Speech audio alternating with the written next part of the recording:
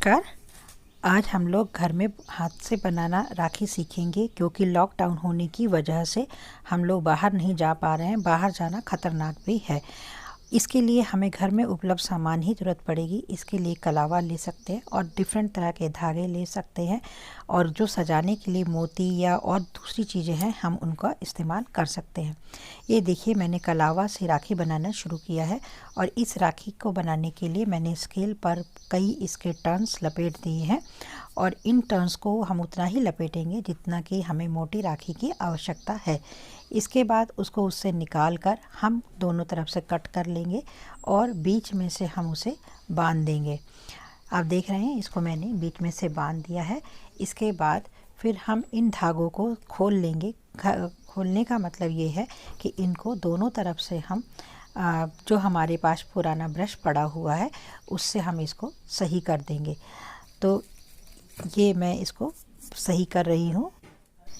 ये अब हमने स्केल से हटा लिया है, और स्केल से हटाने के बाद हम इसको दोनों तरफ से पुराने ब्रश की हेल्प से उसको फैला लेंगे। फैलाने के बाद ये हमारा एक बेस बन जाएगा, और इसी तरीके से हम दूसरा भी बेस तैयार कर लेंगे, जो कि हम जूट से तैयार करेंगे, और उसको भी तैयार करके इसी तरीके से फैला लेंगे। अब हमने जो एक्स्ट्रा जो धागे थे उसको काट दिया है, यानी इसको हमने सर्कल की तरह बना दिया है। अब ये सर्कल बन गया है, तो इसके ऊपर जो हमने जूट का बनाया था उसको चिपका देंगे, और इसके बाद जो ये ओम का हमारे पास डेकोरेटिव पीस रखा हुआ था इसको भी इसके ऊपर सिल देंगे। और हम इसको चाहे तो चिपका भी सकते हैं। अगर हम सिलना नहीं चाहेंगे तो इसको गम की सहायता से या फेविकोल की सहायता से हम इसको चिपका देंगे। इसके बाद में हम इसमें हैंडल भी जोड़ देंगे। जो मेरे पास धागा रखा हुआ था उससे मैंने इसमें हैंडल बना के जोड़ दिया है। आप चाहें तो आप ये जो कलावा है उसका हैंडल भी बनाकर आप इसमें हाथ में बांधने के लिए इसको रख सकते हैं।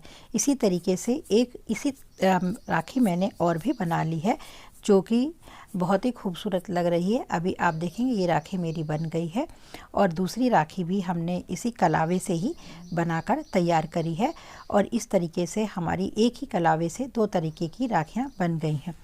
अब मैं आपको हैंडल कैसे, यानी हाथ में बांधने के लिए धागा किस तरह से बनाया जाता है वो मैं बता रही हूँ। इसके लिए हमने कलावा से धागा ले लिया है। जितना बड़ा हमें हाथ में बांधने के लिए धागा चाहिए उससे हम कम से कम 2 गुना धागा हम बड़ा ले लेंगे, और इसके बाद हम उसको मोड़ देंगे। ये देख रहे हैं, मैं इसको धागे को मोड़ रही हूँ। पीछे से पकड़कर इसको मोड़ देंगे, और फिर इन धागों को दोनों का एक तरफ पकड़कर इसको छोड़ देंगे और थोड़ा सा झटका देंगे, जिससे कि ये एक दूसरे के ऊपर लग जाएंगी और आपका धागा बन जाएगा। अब मैंने ये जूट लिया है। जूट की डोरी लेकर इसको हमने गोल गोल घुमाकर सिल दिया है, और अब हम इससे जो है पक्का कर रहे हैं, सुई धागे से पक्का कर रहे हैं। अगर आप चाहें तो फेविकोल या किसी और चीज़ से भी इसको कर सकते हैं। ये मेरे पास एक रखा हुआ था, गोल रिंग बना हुआ रखा हुआ था, इसको मैंने इसके ऊपर चिपका दिया है। ये मैंने फोम का जो टुकड़े थे मेरे पास रखे हुए थे, अभी मैंने पहले बनाया था, लैटर्न बनाया था, उसके टुकड़े रखे हुए थे, उससे मैंने इसको फूल जैसा बना दिया है।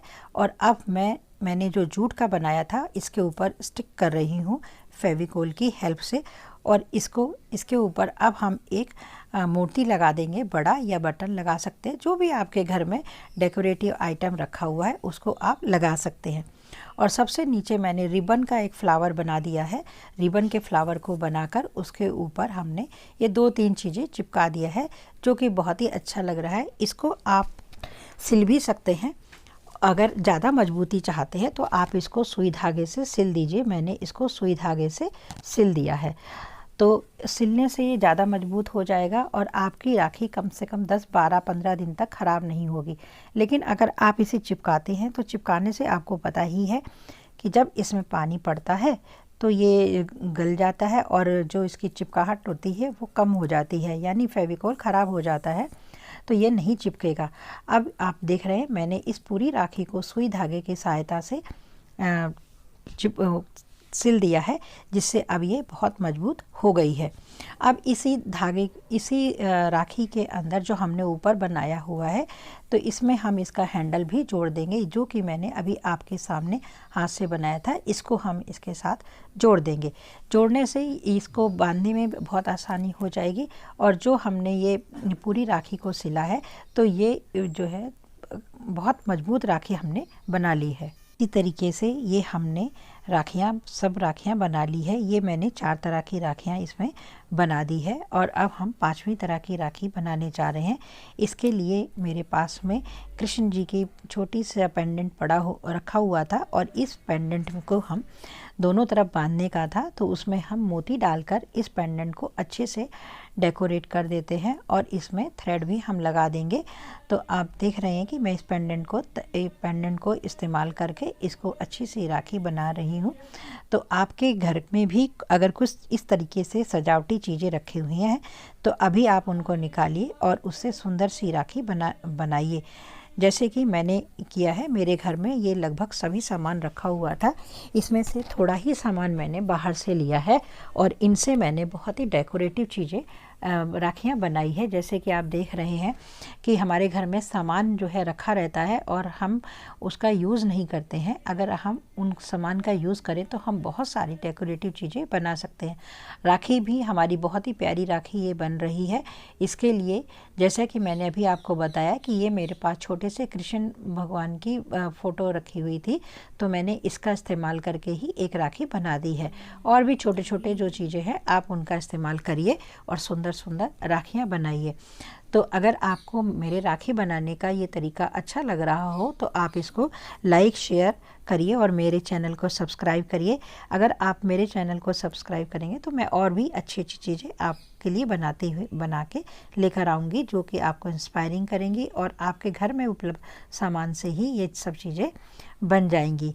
तो ये देखिए, मेरी ये राखी भी बनकर तैयार हो गई है, और इस तरीके से हमने 5 तरह की राखियाँ बना ली हैं। तो धन्यवाद मेरा देखने के लिए, ये राखी बनाने का तरीका देखने के लिए धन्यवाद।